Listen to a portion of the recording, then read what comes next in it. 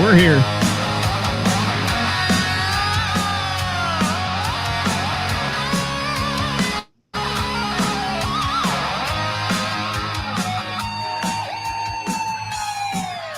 Working for the weekend, and I want to see a show. I flip on the book of face. Yeah, I know where to go. There's a man over there into the music scene, showing lots of love for the community with great advice. I know who I should go see. So around town radio show. All right. Good afternoon, everybody. Welcome to All Around Town Radio. It's time for a nooner. It's Wednesday with the band, and we're going to get right to it today. I'm joined by some wonderful folks here. Help me welcome to the stage, so to speak, Mr. Jim Cuesta and Mr. Adam Wheeler from Genesis Retouched. How are you guys? Doing great, doing great. Everybody having a good day today? We doing all right? Enjoying this blustery, unseasonably cool day. So. Yeah, I got an outdoor gig tonight. That'll be fun. You won't be sweating. No, it'll be a welcome change from that 90 degrees and 100% humidity, but it's a good day, and it looks like the weekend's set up for a beautiful weekend, and we're going to talk about a show you guys have coming up this weekend. Mm-hmm. And can I just say, to start the show out, I saw your debut performance of this Genesis Retouched. How do I put it? I don't want to call it an act. I don't want to call it, I would call it a major production that you put together. And I was just wowed by this thing. And the amount of work you had to put into it was just amazing. And I want to get into this at length. But for the viewers that may be watching today and after we're live that have not seen it yet and have not even heard about it yet, maybe, give me a little history about this project. I know, Jim, you mentioned it to me several years back. I mean, you've been working on this a while. Well, it popped into my mind on numerous occasions. The story goes that I had prognosticated that maybe we could do something, some sort of Genesis tribute. Wouldn't it be cool to do something like that? And I'd throw it out on Facebook, and then I'd get a couple, 3 dozen people saying, "Hey, if you ever want to do something like that, let me know." You know what I mean? And then, that was kind of in the middle of COVID, and there were so many things going on there. But then I went to the last Domino show that Genesis put on up in Columbus, and was really, really inspired. I mean, I'll be very frank, it was very hard to see Phil in the state that he's in, his medical issues, and the fact that he can't hit those high notes. And Adam can attest to this. Phil is a vocal anomaly. It doesn't sound as difficult as it really is, what he does. But, he couldn't sing those high notes anymore, and he's sitting down. But then, Tony's playing all of his parts, and just the whole presentation was fantastic. And I was like, how cool would it be able to do something like that at the tribute level? And so I threw it back out there again and got some people talking. And I eventually called Adam and said, "Hey, would you be interested in something like that?" And Adam was like, "Yeah, that's kind of a cool idea." And it just snowballed into what you saw back in January when we had our first show. Well, and I will say, you mentioned the tribute level, and I mention on my show a lot that tribute bands tend to be, what I consider a dime a dozen now. I mean, there's just tribute bands for everything. There's tribute bands for people that aren't dead yet, I mean, and like, there's all kinds of things going on, but this is not a tribute act. This is a production. This is an experience, I will say. That's what I'm going to title it as. And when I tell people about it, I tell them, get there. Apparently we're messing with the dogs, Jim. They're loving life back there today. Yeah, I hope I've shut that off a little bit so you can't hear them quite so much. Yeah, we're all right. It's all right. We have dogs here too. I feel like Paris all of a sudden. So Adam, Jim just kind of segued into something, and I'm going to bounce around a little bit here in my list of questions I want to ask you. But when you came out on the stage for that original debut show, and I heard you sing the first few lines, I said, "Oh, can I say shit on here?" I guess I said, "Oh shit." I said, "Man, this guy's got it spot on." And you continued to wow me through the entire show with your vocal ability. And I know, as well as Jim just said, Phil Collins is not an easy person to sing. And it takes a lot of vocal talent and a lot of experience. So was it a challenge for you to do all this? Was it a challenge to bring it to the table? It was, yeah. And the biggest challenge, I think, is stamina. It's so much singing, and this is really my first frontman experience, not being behind the kit. I've led many bands singing from behind the kit, but being out front was, this was the first time. So I really have to get back in shape for this, vocally, because it's all night, 2+ hours. So yeah, it's there. And it's a lot of not only his high range, but, as Phil became a stronger vocalist in the 80s, and really found his sweet spot, he started screaming a lot more. There's a lot more, really, really gravel and just a lot of power there, so it requires a lot of upkeep, if you will, Well, and you do it so well. You really do. And, and I know that it's difficult too for any musician. I've had so many tell me that join bands, they get out from behind the comfort zone or their instrument. And then you're out there, you're trying to figure out, what do I do with my feet too, while I'm standing up here singing this? And it's a whole production up front that you're not used to by being able to sit behind the kit, man. Yeah, notice I keep a tambourine within arm's reach.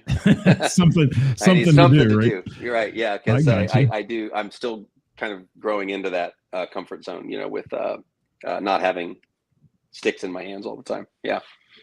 And thanks for joining us, everybody. We appreciate you being here. And I will say, if you have a question for the band today, please drop it in the comments and we'll pop it up there on the screen. Or if you're watching afterwards, drop one in there. The band's going to share it on their page. They'll see it and be able to respond to you as well. So let's get to the folks that may not have seen this. What can they expect from this show? One of you take it. I don't care which one. You had mentioned that this is more of a production than a tribute. And I think that if you have to pigeonhole what we do, it's a tribute by default because we're doing a look at Genesis from a particular time period. But we're not so deep into it that we've tried to find people that look like all of the players. I don't look like anything like Tony Banks, for instance.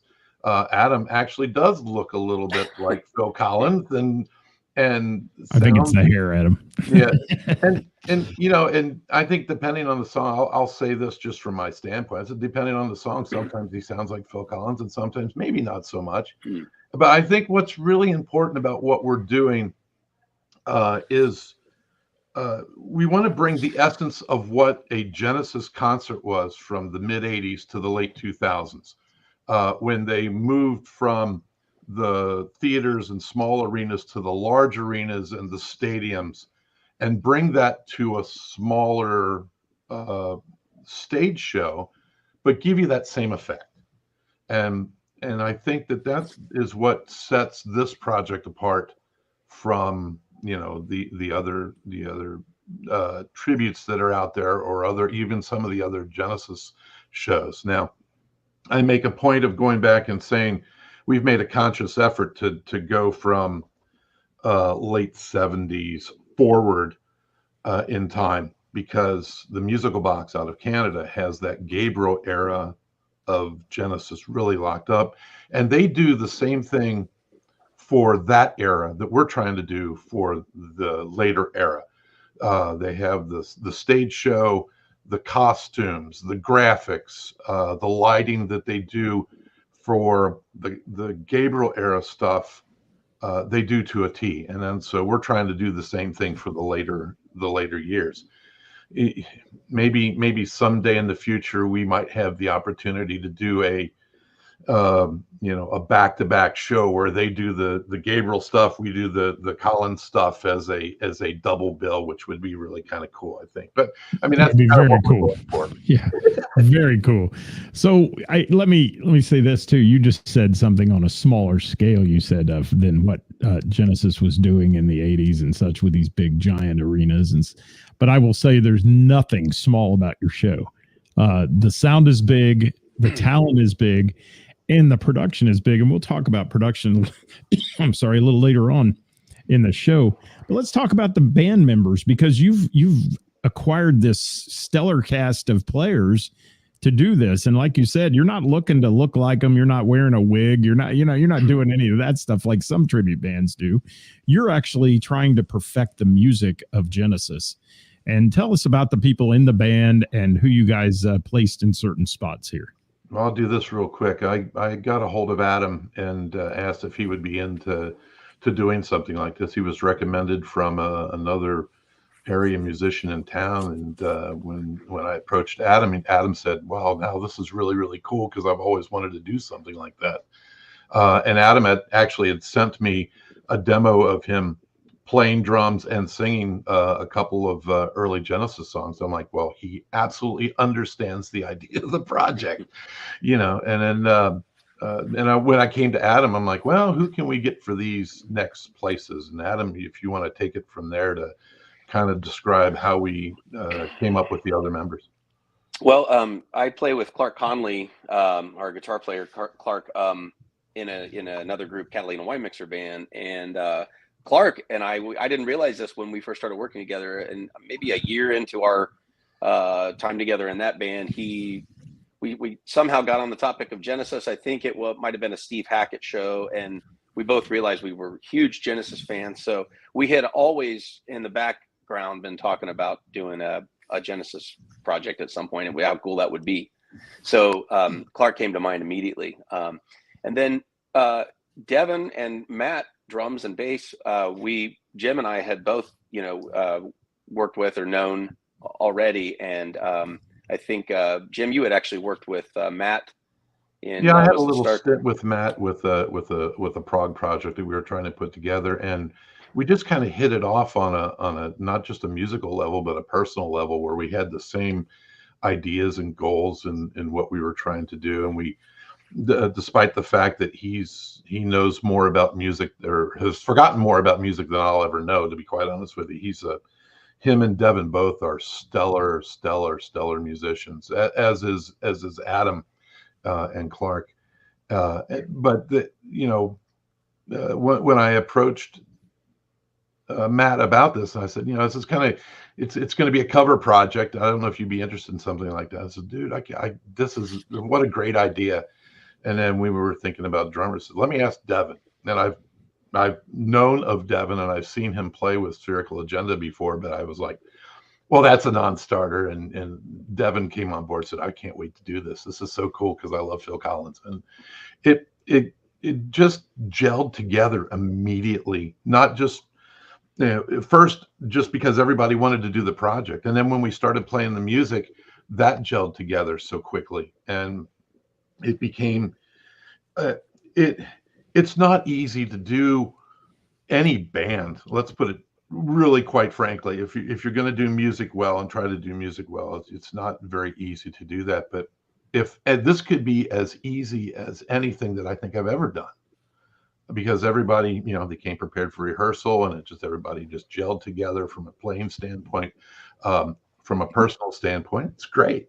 They're all pros. I mean, they are, and they're pro musicians, and they know you have a job to do. And I think that's what it shines on the stage, that you have a job to give the people what they want, and that is to hear the music of the Phil Collins era of Genesis. And you guys do it so damn well. I mean, it's just, but I mean, I've seen one show, and I can tell you I'm sold. I mean, I would never not recommend your show to anybody, because if you're watching today, guys, if you can get to Madison Theater this Saturday, we're going to talk about the show and all that here in a few. Get there, because you will not be disappointed in any way, shape, or form with this show. And it is going to be down the road a phenomenon, because I will tell you that unfortunately Phil is not going to be with us forever, and he's not doing well as it is, and when he passes on, this show is going to live in memory of him, and you guys do it so well. I think that's what people will take away from it, is they're not going to just be there to hear people play Genesis songs. They're going to sit there and remember when they went to that Genesis concert and they saw that production and they heard those great vocals and such. And Adam, man, you slay me with your stage presence. If you said that was a new thing for you to get out there in the front, you did it like you've been doing it for 100 years. I think it was the fourth song. I don't remember the beginning of the show until about the fourth song, and then all of a sudden I realized, okay, I'm starting to get into a groove now. But thank you. Yeah, it was. And there was a kid, and I mentioned it when we talked about your show, when I did the recap on your show one day. There was a kid in the audience. I believe maybe he was from School of Rock or somewhere, young kid, and he stood over there a few people away from where I was, and he sang every single word to every song you did. And I'm thinking, somebody raised this kid right, to begin with, because he was young and he knew them all. And there was a lot of young people there too, which really warmed my heart to see young people embracing this great music from the 80s and 90s. Yeah. How'd you feel? I mean, how'd you feel about that? Well, he couldn't wait to, he's a member of the School of Rock and Mason where I teach. And I think I was either, I was playing some of the chords to No Son of Mine, or I was trying to do that intro piano part to the Carpet Crawlers. And he knocked on the door and said, "Hey, I don't want to disturb you. Is that Genesis? I love Genesis." And I'm like, "Dude, you've got to be like 14, 15 years old." Come in here. Yeah. Come in here. And I told him about the show. I said, "Oh, I can't wait to be there. Is it an all ages show?" I says, "Yeah, you can come to the show." And he was there, and literally he couldn't talk enough about it beforehand, and he couldn't talk enough about it after the show. And that's it. People wonder what's going to happen with the next generation of music, and some people lament it. I think we're in really, really good hands with the kids that I've seen, and it makes me feel good that we connect, 2 generations apart sometimes. Yeah, and thank you for the comments, Bill and Jason. There, we appreciate those very much. So, Adam, how would you describe your performance as Phil Collins? I mean, how would you describe it to people if they've never seen it? Well, if you've never seen it, I mean, he was all over the place, and there's a lot of choreography, between moving from behind the drums, running out front. But from a bird's eye view, it's just a dream gig for me because, and I've said this before, and I'll say it again, I get to not only sing, with this band, but I get to perform with them too. And so Phil is just such a musical person, everything about him. And just to get up there and try to replicate any of that is it's so challenging, but it's so rewarding, so fun. The music is so great. And again, like Jim was saying, we have such a good chemistry between the 5 of us. It's a dream gig for me, really. But, well, yeah, it's an excellent opportunity for you guys to showcase all the talent that you have on stage, obviously. And this one's going to be your first ticketed show, I should say. The opening show was kind of a debut, and right. You took donations and things like that for the band. But what has this been a challenge to put this on in a manner of now it's the pro show on the road kind of thing, and you got to have a ticketed event and so on? There's nothing like trying to do something that you've never done before. From the standpoint of trying to, let's negotiate the issues with the facility and then work together to try to do some marketing and stuff. We've had Brian Vogel do some marketing for us, which has been wonderful help for somebody who I'm more interested in the music, and that's what I really kind of need to do. So it's a lot of growing pains at least from my standpoint, and when I'm trying to represent the band and trying to make sure that everything is covered from that aspect of things. Yeah, it's a big boat to get in the water. It really is. And it's certainly, presented some challenges, but we're still new, and we stick with it. We just, I've been down this road before.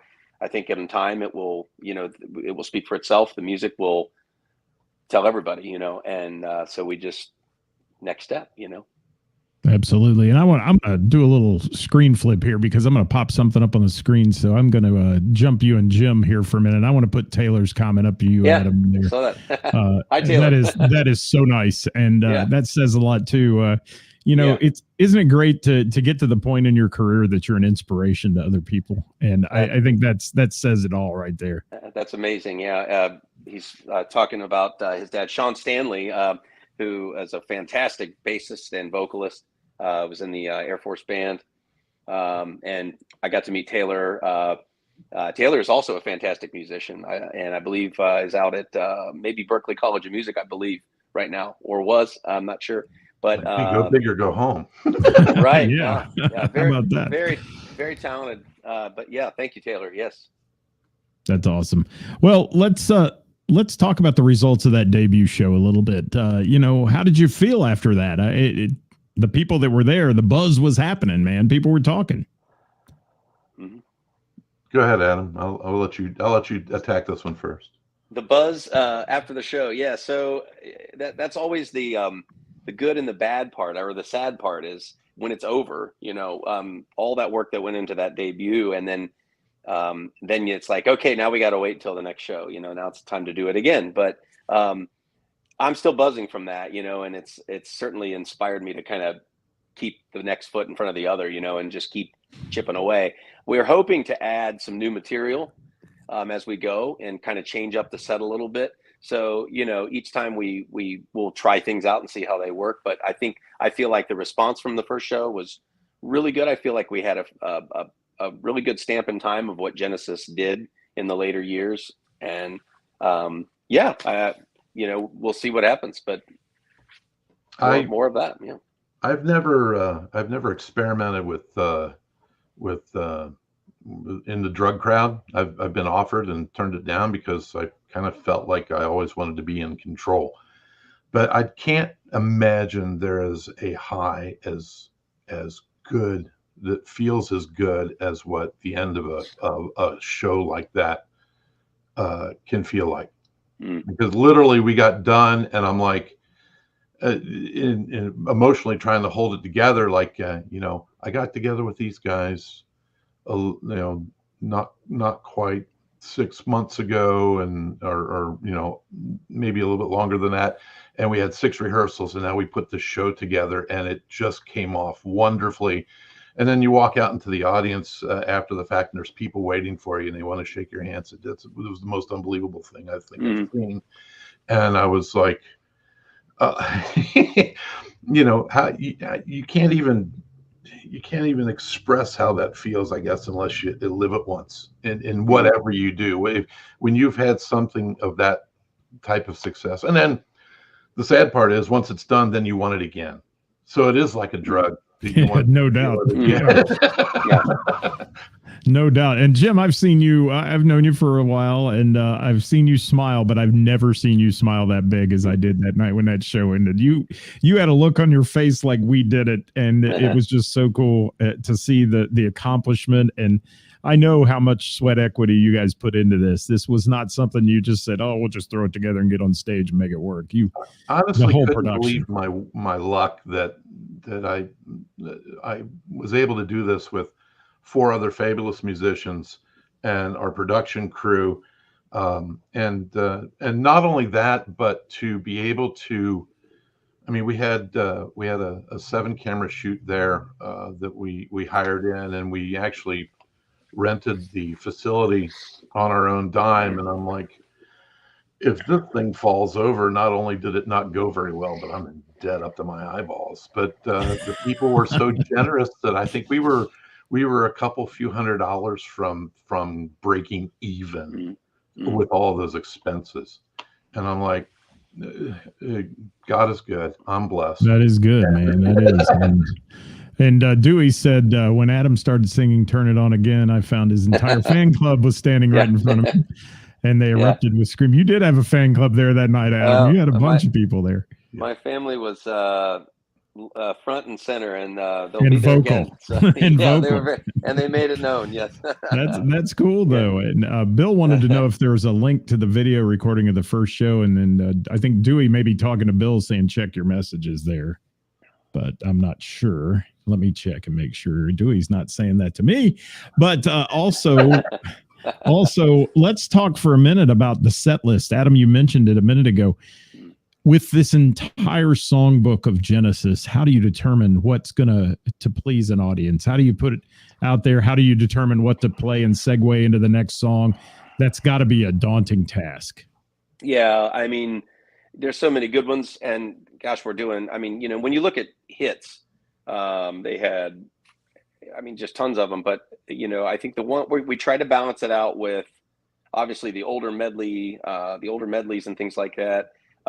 Some of the late 70s stuff that we're doing, we try to balance out some of the old and some of the new, just like Genesis would have done live, because that was always a staple, is to go back and do some of the early stuff. But we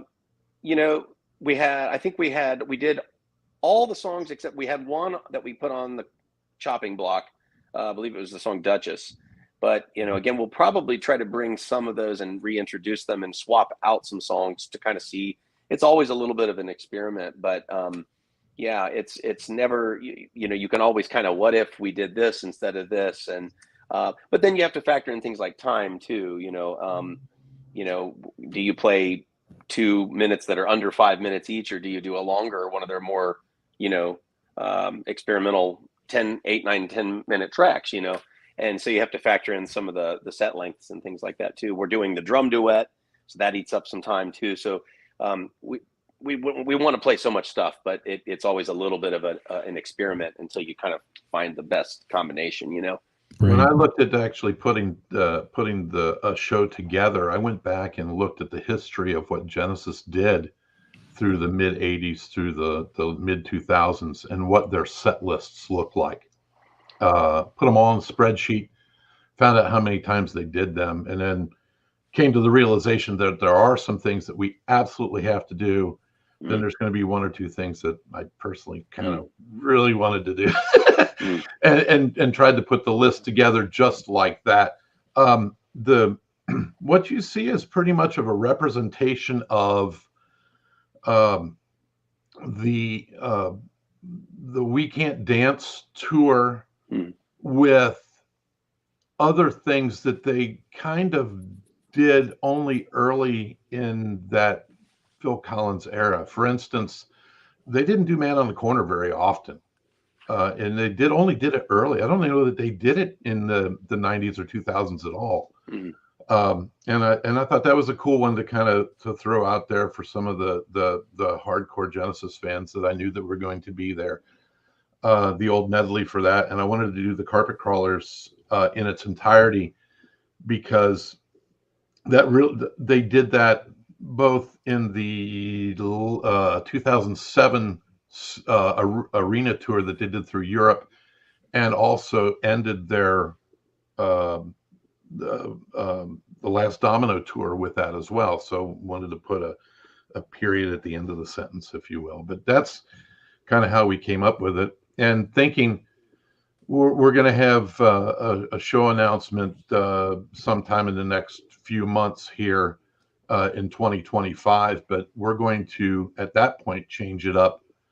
I know we're going to change the old medley, and we're going to try to do some other things. There's so many good things in the catalog that we want to give people that I remember that, but I don't hear it very often. I always loved it type of feeling when they hear us do something. And yes, that I want to say something to that, because you didn't go so deep that everybody in the audience was standing there going, I've never heard this song before. You didn't do that, but you did bring up songs that I said that same exact thing, Jim, when I was there. I said, man, I remember that song so well now, but when's the last time I heard it or listened to it? And I think that was really cool that you added those songs in there, to kind of a surprise to me, because I thought you're going to do the Phil Collins era. I'm going to know every hit and that. And it was like, No, I didn't even remember that one till you did it.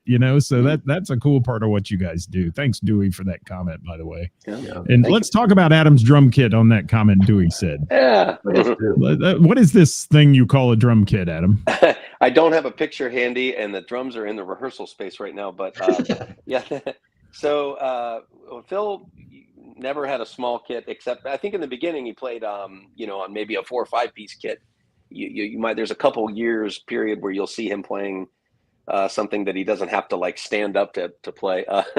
But he ended up doing concert tom. So, the thing with Phil Collins's signature sound is there's no bottom heads on the drums, and so he would use really thin heads, and the drums are really small and then they get really big. There's 6 toms in total, and they're kind of mounted, him being a lefty, they would go this way. I'm left-handed, but I play right-handed. So they're going to go this way. And I've got 4, mounted toms up here. And then the other 2 floor toms are off to the right. And, everything's pretty standard other than that. What I had to really get used to was the distance, I haven't played on a kit that big since I was probably a teenager, when I had a double bass drum set and was listening to stuff like Rush and Iron Maiden and stuff like that, So a lot of it is just the physicality of having to get to the cymbals from here to here. I've over the years, my sets have typically gotten smaller, more compact and ergonomic for, just ease of access and reach, but this is really like spread out and it's massive, but I'm having a blast playing it. I mean, it just, I had the toms were custom made by a company in Kansas. I contacted the guy and they offered an entire kit, but I already had like a snare drum and a bass drum that I felt really good about in terms of the sound. And so I had them, I kind of sourced them out just to make these toms, and they are exactly the same sizes and specs that Phil used. Everything, the heads and everything. So what you're hearing is really, really, really darn close to what you would have heard if you were in the room or up close, and heard those drums in a room.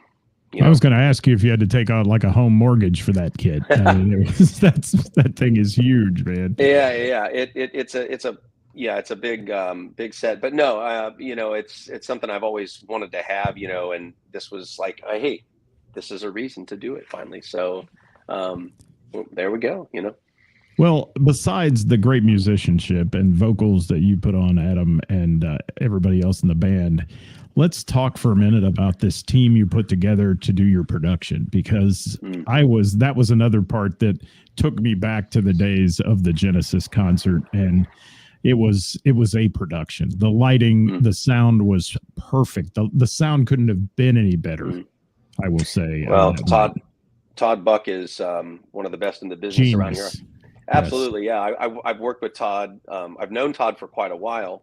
I met him back when I was playing with the Steely Dan tribute Asia. And we were actually called Pretzel Logic at the time, but we recorded at Todd's studio. And that was my first time I met Todd. But then he does sound at Horizon Church, Community Church. And it's quite a thing to hear the sound. And, when I play there occasionally. And the sound they have is just, it's top notch. It's unparalleled, and then Todd is a huge part of that. So, yeah. And then of course, I always say Todd has an extraterrestrial ear. I mean, he is like on some planet that no one else can hear. And back in the day when the CDs came out and everybody's like, wow, CD quality is perfect. You hear every little detail. That's Todd Buck's mix. I mean, it is every single tap on the drum, every single piece of vocal work or guitar work is in there, and it sounds perfect. It's mixed so well. And Jim, you worked with him, I know, with DV8 as well. And that's what Genesis really brought to the table when they started touring, especially. Well, I saw them for the first time in the Invisible Touch tour. Saw them up in Indianapolis, and they're in this huge. Well, it was the Hoosier Dome. And it was this massive place, but it sounded like I was listening to the record or the CD at the time, and you didn't hear that back then. Usually, the sound system was suspect, and you might have 100 par cans, and so but a Genesis show was this incredible sound and all these moving lights and fixtures and things like this. This is obviously before video was reasonable to do on a concert stage. And the other part of, besides finding 5 incredible musicians to be able to pull it off, is, well, how do you bring the essence of what that is, to a small theater or something like that. And Todd, obviously, for the sound part of this thing was a no-brainer. And then Tim Butterfield, for lighting, he's been doing lights and always going above what is typical to do. And so Tim's contributions to our show, it can't be understated at all. Mm-hmm. I always talk about Tim being the hardest working man in show business, because that guy puts effort into this like none other. I mean, his lighting schemes and things are just amazing. And it's inspiring, not only off stage from the audience point of view, but even while we're on stage, seeing those lights, and I think in particular in songs like Mama, when the smoke comes up, and the lights are on, I mean, it really, really adds to our energy on stage. We feel it while it's happening.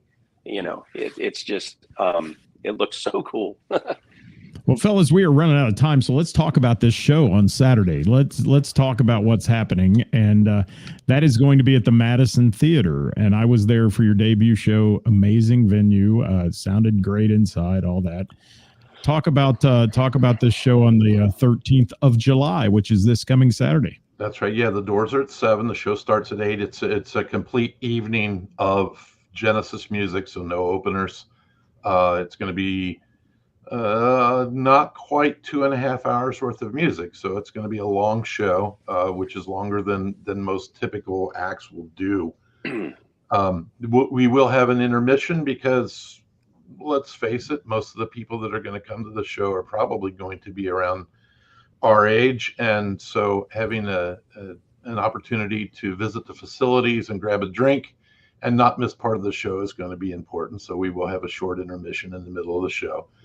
The tickets are available at the box office. There are also, you can get them online through Genesis Retouched.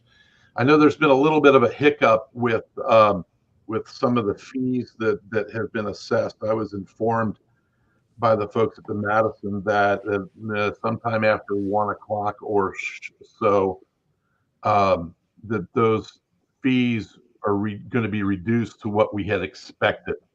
So if you've been holding off getting tickets because it just looked after you tried to log in, and so, well, the fees it's almost like Ticketmaster. But those should be back to a reasonable order, so you will save some significant money if you were to get them prior to the day of show. And that's pretty much what's happening for that particular day. We are going to have some merchandise for the show, which is going to be kind of cool. I'm actually, getting into the Genesis Retouched shirts has this on the front, has an image of our backdrop on the back of it in full color, and so those are going to be available for purchase. And Scott, I can't thank you enough for having our Genesis Retouched poster behind you. We are going to have a different one for this particular show. There are going to be some that are going to be signed by the band, and some that if people would like something to remember the show by, they can also purchase some of those, and all of those will be available the day of the show. Perfect. Yeah, I've got the poster from your original debut there with me today, and I appreciate you putting it in such an awesome spot in your show. Yeah, so it can be. So here we go. We're back here. Yeah, all right. You got to figure out which way to point. I'm like a weatherman that doesn't know where to point here.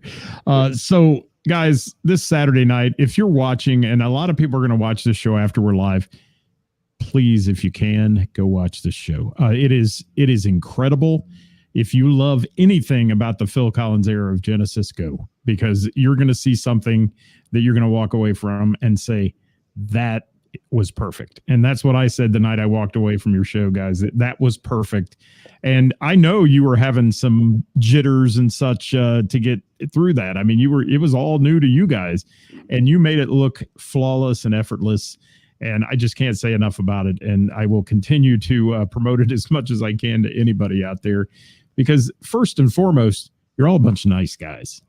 That's the other side of it. I watched you come off that stage that night and visit with everyone and appreciate your audience. And I think that's something in this day and age in music that's sometimes missed. And I learned a long time ago that we are nothing but window dressing unless somebody actually wants to pay attention to what we're doing. And so the audience cannot be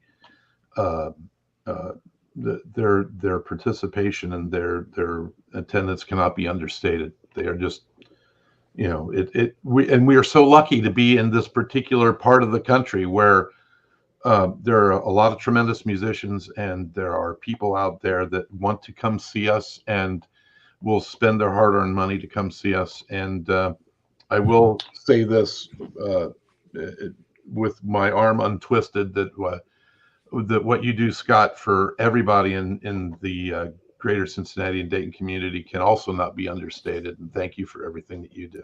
I appreciate that, Jim. And yeah, that's our goal here at All Around Town Radio. That's to promote live local music. And this, though I think someday soon, this may not be called live local music from you guys. This may be national music. You may be out there on the road taking this thing to places.